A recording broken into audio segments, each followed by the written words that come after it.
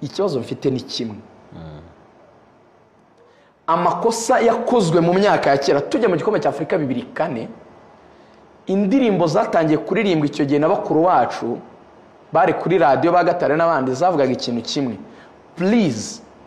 nta nzira yo busama izabaho ni mukora ama academy ni murera abana benshi ni mukora amatala ni murera abana iyo bikorwa 2005 ubu hacemo imyaka 20 umwana twari ko twarafasha afite imyaka 5 ubu yari ko afite imyaka 25 yari kuba ari muri prime time yo gukina umupira w'amaguru amakosa atarakozwe icyo gihe uyu munsi wa none turi kugaruka muri generation irangiye tudafite abakinnyi bazabasimbura bari kuri kariba yo hejuru ibyo nibyo bita football heritage mu mupira iyo ngiye kuvuga ngo ndajya mu gikombe runaka ibaza ibibazo bitatu tureke kurenganya abatoza dukoresha ukuri tureke kugenda ngo adera murushanwa muri press conference ngo yaravuze ngo ntituri Brazil indeed ntituriyo kuko twanga kwibwiza ukuri tukanywa umuti tudakwiye kunywa ndi kuribwa umutwe ariko ndi kunywa ibinini byo mu gifu